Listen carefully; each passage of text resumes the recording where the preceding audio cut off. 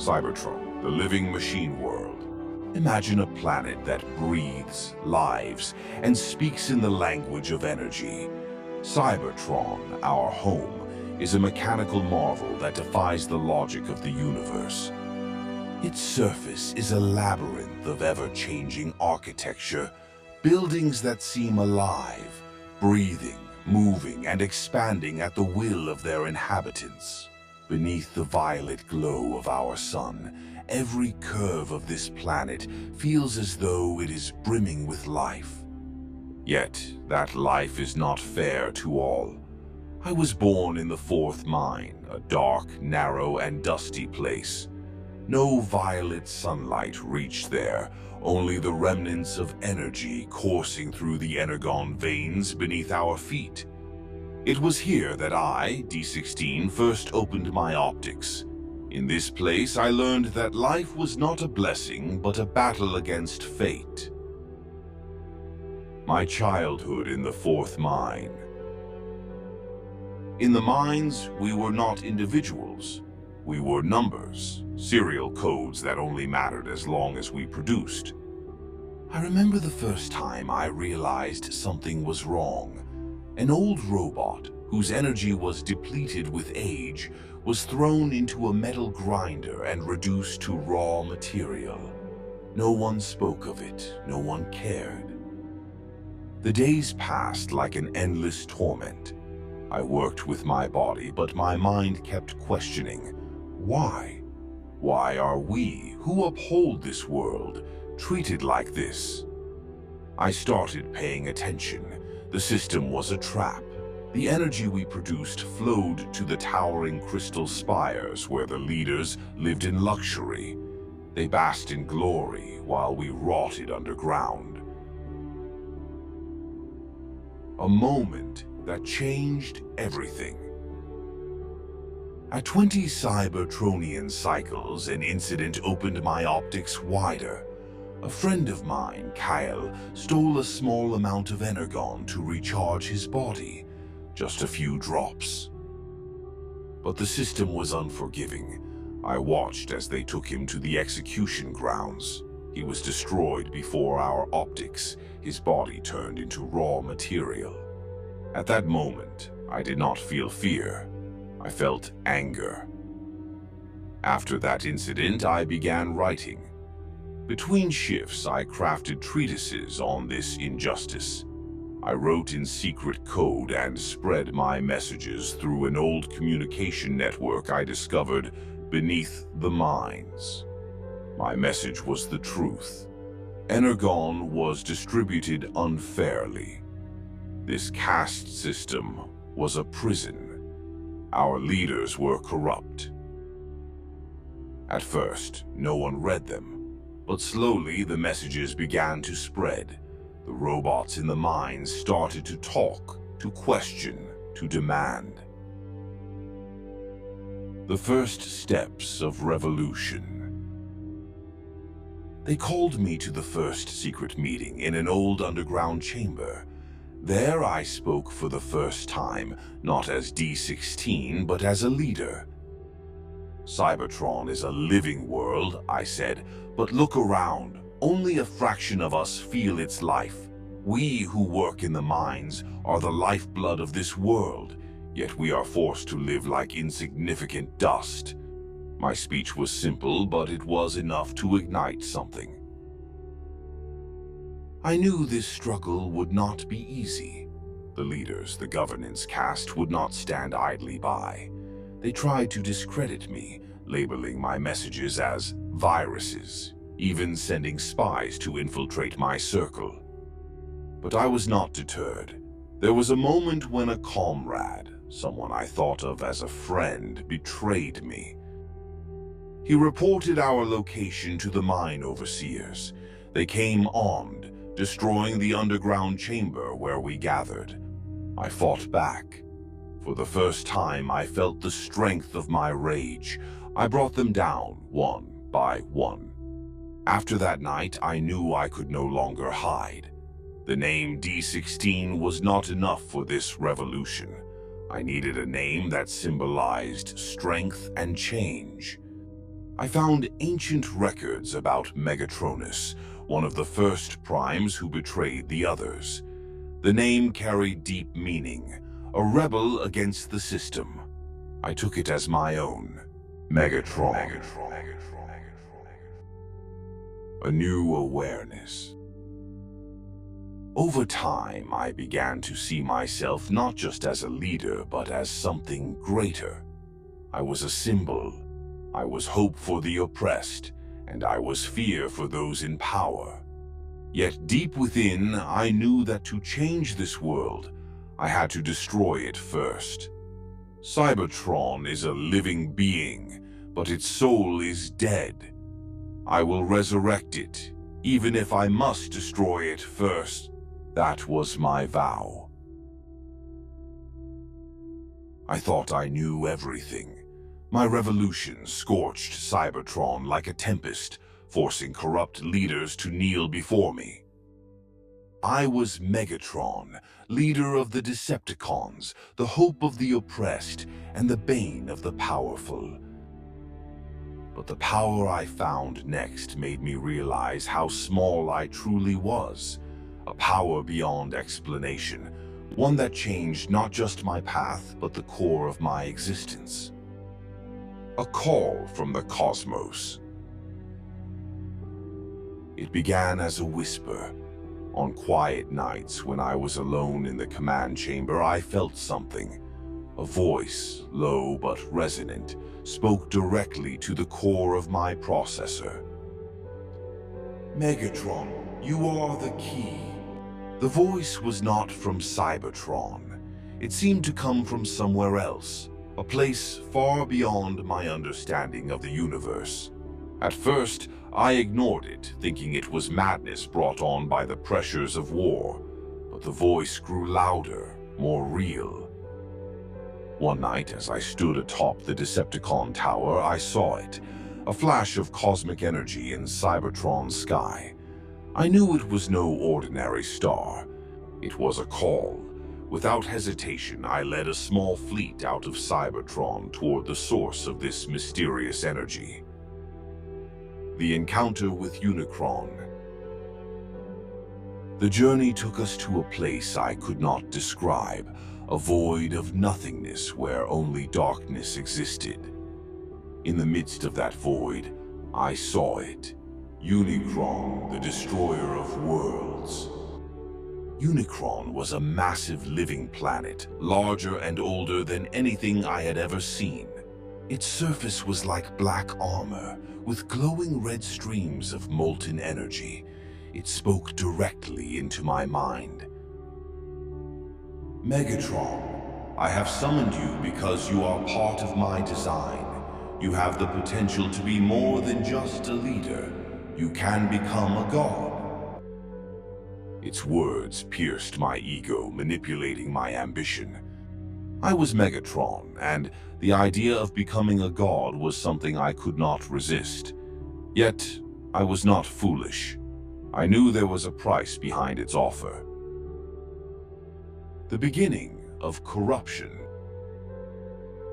The energy Unicron granted flowed through my body. I felt invincible, stronger than ever. But that energy didn't just give me power. It began changing me from within. I started losing empathy, even for the Decepticons I once protected. I saw them not as allies, but as tools. I began making ruthless decisions, sacrificing countless lives for the sake of victory. In my dreams, I saw visions of destruction, worlds annihilated, living beings wiped out, and Cybertron reduced to ash. In every vision, I was the hand executing that destruction, and I realized I was no longer in control of myself. You are not just a leader, Unicron whispered. You are a harbinger of destruction. Be that, Megatron. Internal conflict. There were moments when I realized how much I had changed. In the reflection of my polished black armor, I saw a figure I no longer recognized. The voices of my past, of my friends in the mines, of my fight against injustice, grew fainter. At the same time, I felt closer to a greater purpose. I began to believe that destruction was not an end, but the beginning of something new. I am Megatron, I told myself, and I will erase this world to rebuild it in my image. Unicron's influence continued to grow, not just speaking to me, but attempting to take full control of my body. I often felt like nothing more than a puppet, a tool for his will. But I would not surrender. Even as my soul became corrupted, I held on to the belief that I, Megatron, was the master of my own destiny.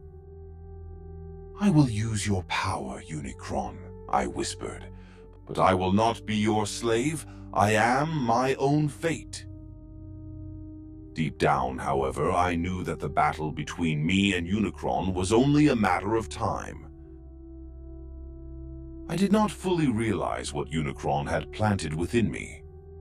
His cosmic power gave me an advantage in war, but it also destroyed something I had once built, my connection to my Decepticon forces, and even to my enemies, the Autobots. Since returning from my encounter with Unicron, something within me had changed. Once, I led the Decepticons with a clear vision, to liberate Cybertron from oppression and create a world where strength was everything. However, after receiving Unicron's power, my vision became clouded. The Decepticons began to notice my transformation. I acted more impulsively, grew angry for no reason, and became increasingly cruel to my own allies.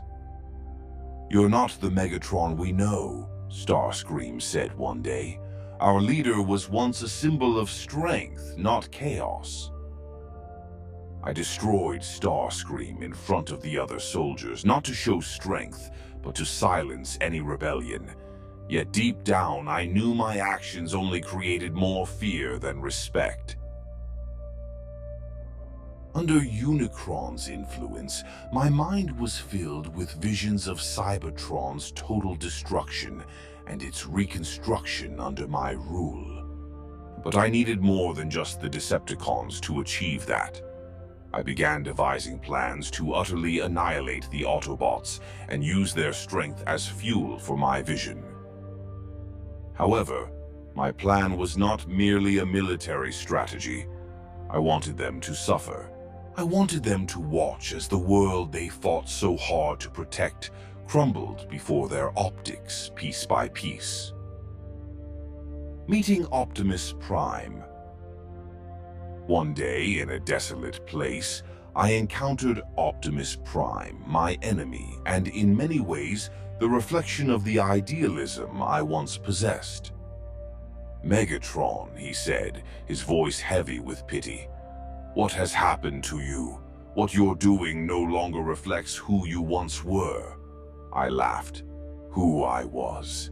I have become more than just the Megatron you once knew, Prime. I've seen the truth behind the illusion you cling to. The truth that destruction is the only path to true freedom." Optimus stood silent, but I could see the disappointment in his optics.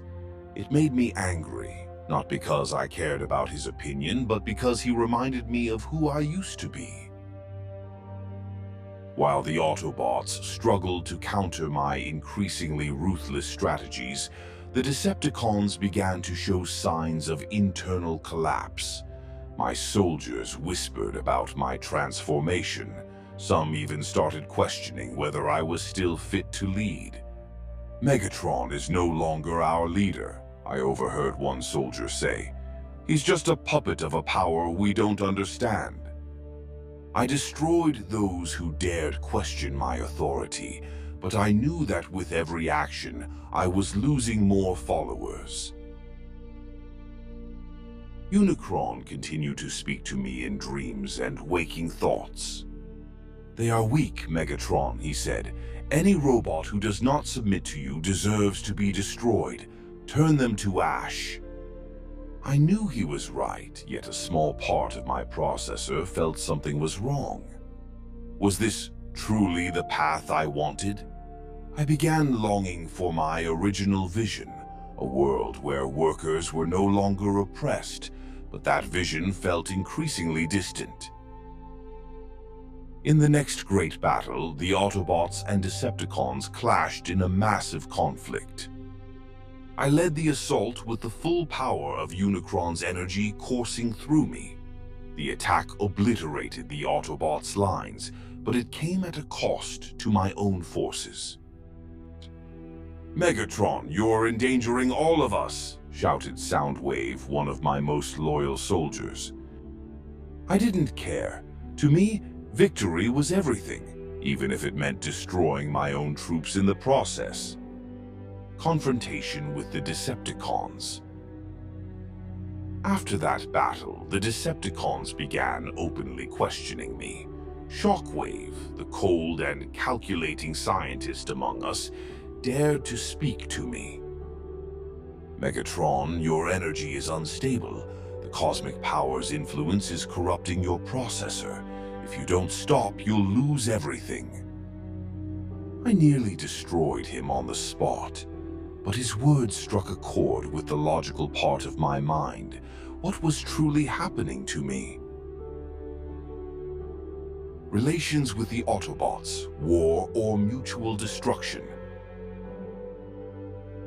Meanwhile, the Autobots began to notice the shift in my strategy. They saw that I wasn't just aiming for victory. I was seeking to annihilate everything, including Cybertron itself. "Megatron no longer fights for the Decepticons," Optimus told his troops. "He's fighting for something even he doesn't understand." As usual, Optimus tried to reason with me, urging me to stop. But I refused. For me, there was no turning back. I had delved too deeply into corruption, and I knew that the only way forward was to fulfill the promise of godhood that Unicron had offered. A descent into darkness. I stood atop the Decepticon tower, gazing out at Cybertron slowly crumbling under the weight of the war I had waged. I felt victorious, yet there was an emptiness I could not explain. Unicron's voice still echoed in my mind, growing louder and more intrusive with each passing day. I knew the moment would come when he would attempt to seize full control of me, but I, Megatron, would not surrender so easily. "I will destroy everything if that is what it takes to restore order to the universe," I declared to myself. Yet beneath it all, I couldn't help but wonder, am I still Megatron or merely a shadow of Unicron's will?